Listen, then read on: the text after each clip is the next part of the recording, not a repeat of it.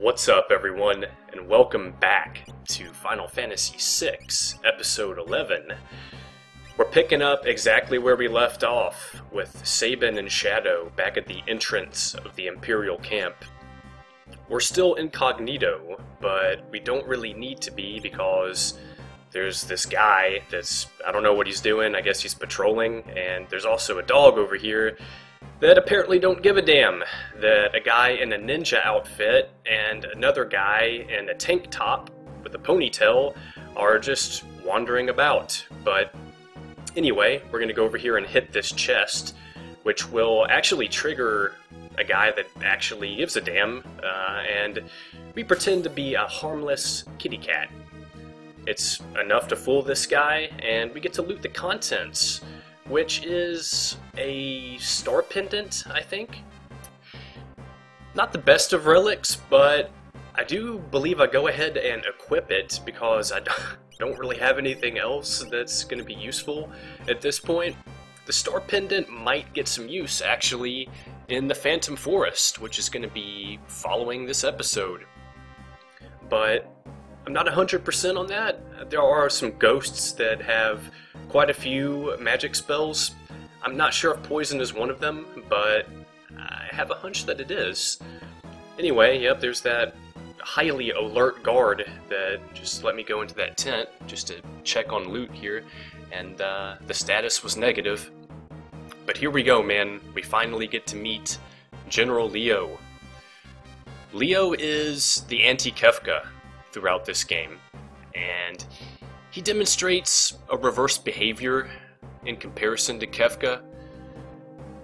However, he thinks his actions are justified and honorable, but what he's not aware of is that he's serving under a total scumbag in Emperor Gestal. We haven't met Emperor Gestal yet, and we won't for quite some time. But we do get a little bit of dialogue in the near future between Leo and Kefka, wherein Leo is basically warning Kefka not to murder everyone here, because here in a moment Leo is about to get sent away on other orders. So once Kefka takes over here, you know that he has malicious intent. So Leo basically warns Kefka not to murder everyone, and Kefka essentially just tells him that he's going to. And, Leo just turns around and walks away. He's obedient to the Empire at this point, and later on, he's going to come to regret some of his actions. But for now, it's going to be us that try to stop Kefka, and it's going to result in a comical chase scene wherein we hit Kefka in the face with shurikens, and he will continuously retreat from us. Oh yeah, and here's that dialogue that I was just talking about. Kefka and Leo obviously don't get along too well. They have very clashing personalities, as I mentioned earlier. But yeah, dude, Kefka will be continuously retreating from us. But he's going to have the courtesy of waiting around for a little while we search these tents for additional loot. And we have ourselves an encounter with the mini-boss. The prize on the line is a delicious green beret, which is a pretty damn good defensive upgrade, especially for Sabin at this point, because he's pretty much taken all the hits. Eventually I'll be throwing that on lock whenever we change scenarios. I used to hate this part of the game as a kid because the tragedy that's about to occur is pretty disturbing. At least it used to disturb me as a child. I just had so much pain for Cyan and the people of Doma at this part. And even to this day, I still get a little sentimental whenever I watch the tragedy play out. But this next little mini-boss is kind of a pain in the ass, and I didn't realize that he retaliated with a certain ability if you decide to blitz him. It's kind of a strange little thing. I guess it's unique to those particular creatures. I guess my knowledge in the game is incredibly rusty these days because frankly, I wasn't even aware of that kind of ability existing in the game. So I'll point that out whenever it happens. I think I'm about to find him here in a second. It's one of those commonly known monster-in-a-box tricks that we're going to begin to start seeing a lot of from this point on. A lot of those monsters in a box result in a mini-boss that, for the most part, actually have pretty good loot tables. This one being a good example of that. And here's a good example of what not to do on this boss.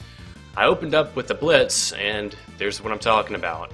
Instant retaliation with Mega Zerk. Oh man.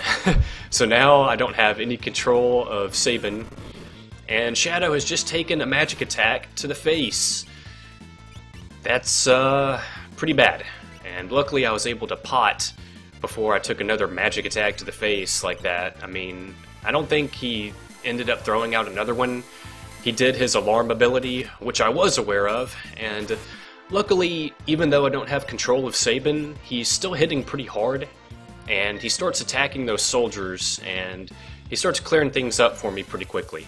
And I was able to recover with an Invis Edge, and this is where I started to regain control a little bit. Fortunately, the boss started throwing out physical attacks at Shadow, and that was a really good thing for me. Luckily, he wasn't spamming that magic attack, or I might have lost that fight, to be honest. That was the first close call I've had so far. You're gonna start seeing deaths, I assure you. I don't know if I'm gonna get a death in Phantom Forest or Phantom Train. Probably not, but once we switch over to the world of Ruin, deaths are gonna come, because I'm gonna start taking some pretty big risks. You'll definitely see what I mean when I say that. But we're still a while away from anything like that happening, I think. And here's our last encounter with Kefka, where we throw a shuriken at him and he retreats again. But I used to have some crazy games on Super Nintendo back in the day, man. And unfortunately, I have to play Final Fantasy VI on an emulator now. It kind of sucks. I'm really happy that I can still play this game, though. It doesn't really matter if it's on an emulator, to be honest, all things said. But I really do wish I had my Super Nintendo. I had some crazy games back in the day, like Final Fantasy II, Final Fantasy III, Mario Paint. I mean, do you guys remember Mario Paint back in the day? I mean, that, I don't know, I think that might have been released with the Super Nintendo, if I remember correctly. I was just a kid, pretty much, whenever that came out. And, I mean, that game was just so immersive for some reason. I had a regular Nintendo, obviously before Super Nintendo. I had a Sega Genesis as well. Oh, incoming lengthy cutscene. I'll see you guys in a few.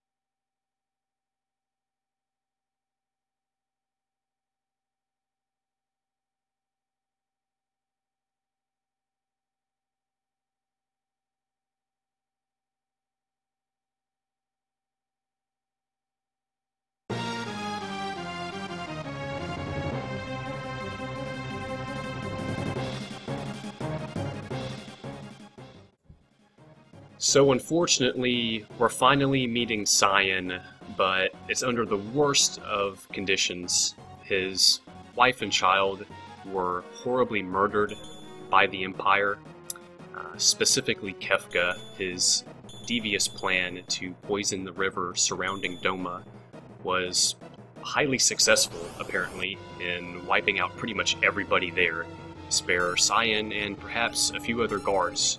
And you know, Cyan does a remarkable job of recovering here in a few moments, and oddly enough, he offers some of the best comedic relief in the game from this point forward, and I'll point some of that stuff out later on. But what's notable about these encounters that we're having currently is that Cyan is uncontrollable.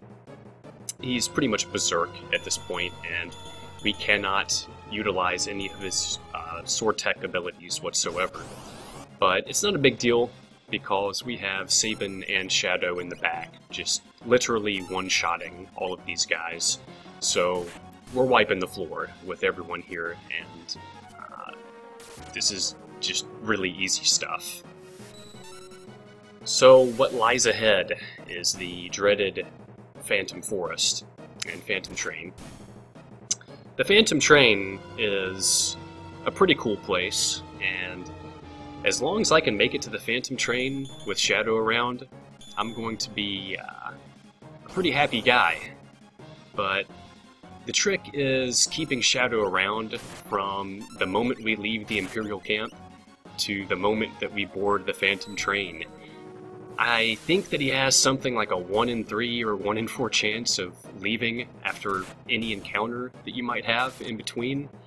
So there's probably going to be quite a few encounters, and you probably see what I'm getting at here. I'm not sure if I'm going to manipulate my saves or not, to the point where I can get a good run to the Phantom Train without Shadow taking off. I think it's pretty much a coin flip at this point. I might just let fate decide this one. If Shadow leaves, I'm not going to be thrilled about it, but it's not going to cause me to lose the encounter with the Phantom Train or anything like that. So we'll see what happens. Hopefully Shadow will stick around and do me right this time, because he hardly ever does me right. But we'll see, guys. Wish me luck, anyways. And here's some of that dialogue that I was talking about. I just adore how Cyan always refers to Sabin as Sir Sabin, not just Sabin, and throughout the game it drives Sabin completely insane, but it's one of those moments where you start to see an early bond forming between two characters, and it's definitely appreciated, especially just after that tragedy that occurred at Doma moments ago.